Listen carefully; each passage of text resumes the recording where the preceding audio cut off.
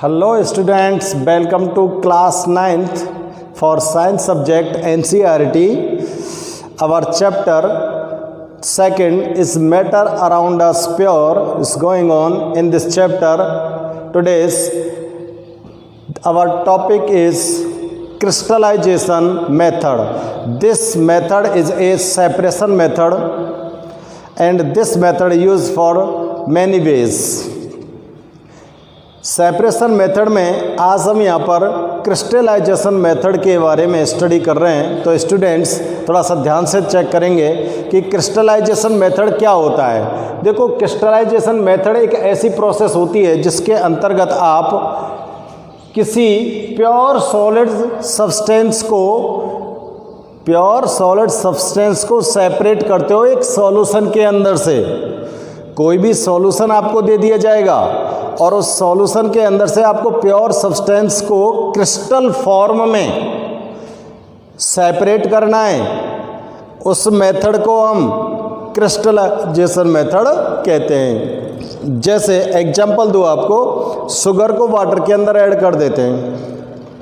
Sugar को water के अंदर जब ऐड कर देंगे तो उस शुगर और वाटर के सॉल्यूशन से हमको अगर शुगर को ऑब्टेन करना है तो उसके लिए हम क्रिस्टलाइजेशन मेथड का यूज़ करेंगे। उसके लिए हम क्या करते हैं, देखो इसी तरह का हमने एक यहाँ पर सॉल्यूशन लिया है और उस सॉल्यूशन के अंदर से जो प्योर सॉलिड सब्सटेंस है उसके प्योर क्रिस्टल्स को ऑब्टेन करने के लिए एक एक्टिविटी के थ्रू क्रिस्टलाइजेशन मेथड को एक्सप्लेन करते हैं। तो फर्स्ट में यहाँ पर इसकी डेफिनेशन दी गई है, a process by which separate a pure solid in the form of crystals from A solution. एक सॉल्यूशन से प्योर सॉलिड सब्सटेंस को क्रिस्टल फॉर्म में ऑब्टेन करने की जो प्रोसेस होती है उसको क्रिस्टलाइजेशन मेथड बोलते हैं।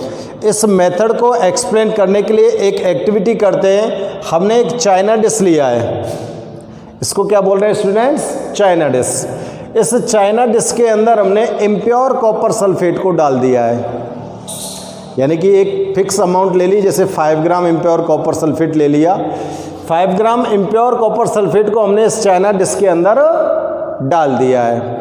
अब इस चाइना डिश में हम सफिशिएंट यानी कि मिनिमम अमाउंट में वाटर को मिक्स करके कॉपर सल्फेट का सॉल्यूशन फॉर्म करते हैं। ठीक है ना। कॉपर सल्फेट का जब सॉल्यूशन फॉर्म हो जाता है तो इस कॉपर सल्फेट के अंदर if other types of impurities are present, तो हम क्या करते हैं कि इस सॉल्यूशन को हम फिल्टर्ड कर लेते हैं by the help of filter paper. तो फिल्टर पेपर की हेल्प से या फिल्टर से इसको फिल्टर कर लेंगे तो जो मोटी मोटी इम्प्योरिटीज़ होती हैं वो तो सेपरेट हो जाएंगी। आपके पास क्या बचेगा, बिल्कुल कॉपर सल्फेट का प्योर सॉल्यूशन ऑब्टेन हो जाएगा आपको। और अब इस कॉपर सल्फेट सॉल्यूशन से हमको कॉपर के क्रिस्टल्स को सेपरेट आउट करना है। ठीक है ना। तो देखो इसी तरह से हमने क्या लिखा है यहाँ पर, take 5 gram impure copper sulphate in A China dish. China dish के अंदर 5 ग्राम इम्प्योर कॉपर सल्फेट को हमने ले लिया है and dissolved it in minimum amount of water, और इसको हमने मिनिमम अमाउंट ऑफ वाटर के अंदर मिक्स कर लिया है। उस कॉपर सल्फेट को मिक्स करने से उसका सॉल्यूशन बन गया। ठीक है ना। Then filtered the impurities out, और इसके अंदर अगर बड़ी बड़ी कोई इम्प्योरिटीज़ हैं तो उनको फिल्टर्ड कर लेते हैं, फिल्टर हो जाएंगी सारी की सारी इम्प्योरिटीज़। अब इसके बाद क्या करते हैं, अब इस चाइना डिश को हम एक स्टैंड पर एडजस्ट करके धीरे धीरे इसको हम हीट करते हैं।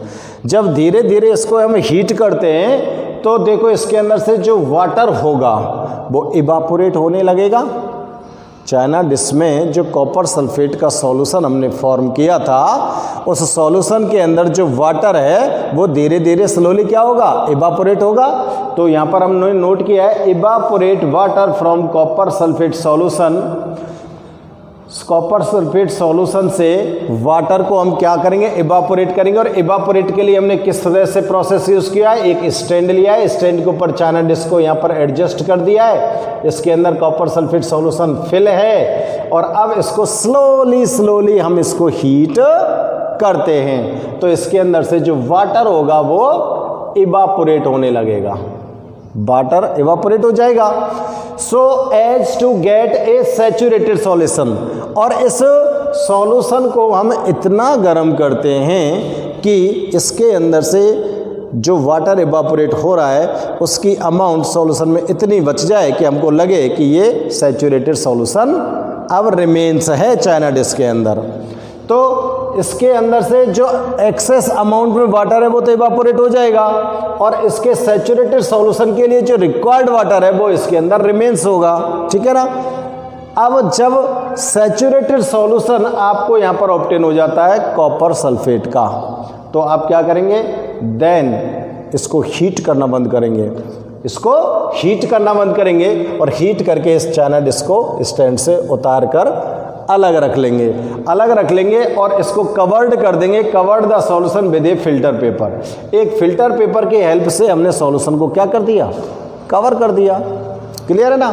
कवर कर देंगे और कवर करने के बाद इसे रख देंगे, लीव इट अनडिस्टर्ब्ड, बिना हिलाए डुलाए, at room temperature to cool slowly for a day. एक दिन के लिए हम इस सैचुरेटेड कॉपर सल्फेट सॉल्यूशन को फिल्टर पेपर से ढककर रूम टेम्परेचर पर अनडिस्टर्ब्ड कंडीशन में छोड़ देंगे, क्लियर।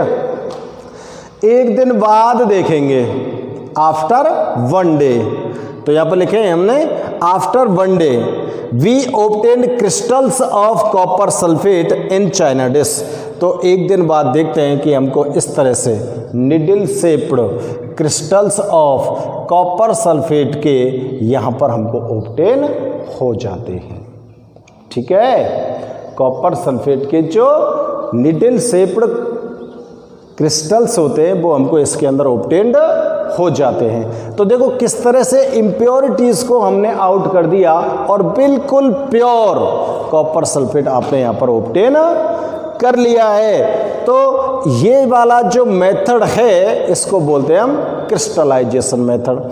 अब इसी को हम दूसरी एक्टिविटी के थ्रू एक्सप्लेन कर सकते हैं, जैसे कि मैंने आपको फर्स्ट में एग्जांपल दिया था कि शुगर को ऐड कर लिया वाटर के साथ और सैचुरेटेड सॉल्यूशन फॉर्म कर लिया।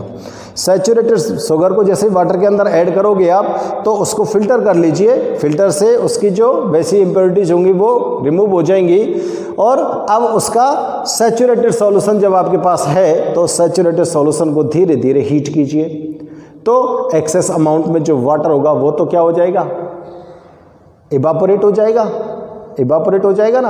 अब इसके बाद उस चाइना डिस्क को कवर करके आप रूम टेम्परेचर पर 1 डे के लिए रख दो।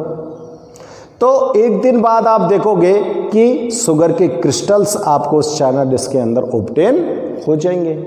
तो ये क्रिस्टलाइजेशन मेथड होता है और इस क्रिस्टलाइजेशन मेथड के थ्रू ही पता है क्या फॉर्म किया जाता है, जिसको आप जानते हो मिश्री को बनाने की जो विधि होती है वो क्रिस्टलाइजेशन मेथड ही होता है, ठीक है ना। इसी के थ्रू क्रिस्टलाइजेशन के थ्रू ही मिश्री को फॉर्म किया जाता है। अब इस क्रिस्टलाइजेशन मेथड का आप कहाँ पर यूज कर सकते हो, इसका यूज है, इसका पहला एप्लीकेशन में लिख रहा हूँ यहाँ, purification of salt that we get from sea water.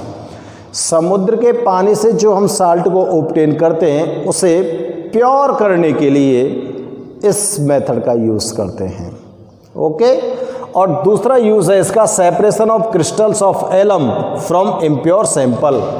अगर बहुत सारी अमाउंट में आपको एलम है आपके पास और उसके अंदर से प्योर एलम को आपको, प्योर एलम मीन्स फिटकरी को ऑब्टेन करना है तो इस क्रिस्टलाइजेशन मेथड का यूज़ करके हम उस बड़े सैंपल में से प्योर पोटास एलम यानी कि फिटकरी को ऑब्टेन कर सकते हैं। तो स्टूडेंट्स क्रिस्टलाइजेशन मेथड जो होता है बहुत ही सिंपल मेथड है, इतना टिपिकल मेथड नहीं होता है, इसके लिए कोई बहुत सारी एपरेटस की हमको एसेंशियलिटी नहीं होती है और इजी वे में हम बहुत सारे वेज में हम अपनी जो डेली लाइफ होती है उसमें भी इस क्रिस्टलाइजेशन मेथड का यूज़ भी करते हैं। क्लियर है? तो आपको क्रिस्टलाइजेशन मेथड के लिए ये कॉपर सल्फेट मैंने जो यूज़ किया है उसका फॉर्मूला होता है CuSO4। कॉपर सल्फेट का फॉर्मूला क्या होता है? CuSO4। ये कॉपर सल्फेट होता है और इसको हमने क्या किया है? प्योर किया है क्रिस्टलाइजेशन मेथड के द्वारा। कॉपर सल्फेट को क्रिस्टलाइजेशन मेथड के द्वारा प्योर किया है और उसकी एक्टिविटीज़ को यहाँ पर हमने एक्सप्लेन किया है। तो स्टूडेंट्स, आपको क्रिस्टलाइजेशन मेथड के लिए definition, activity and it's figure, और उसका फिगर आपके सामने है, और इस क्रिस्टलाइजेशन मेथड के आप क्या एप्लीकेशंस हो सकते हैं, कहाँ पर इनका हम यूज़ कर सकते हैं, ये यहाँ पर नोट किया है। तो बहुत ही सिंपल वे में आपको क्रिस्टलाइजेशन मेथड को एक्सप्लेन किया गया है। I hope that you will be understand it very well. तो ओके स्टूडेंट्स, नेक्स्ट वीडियो में हम नेक्स्ट किसी मेथड के साथ फिर से प्रेजेंस होंगे। Then till then okay students.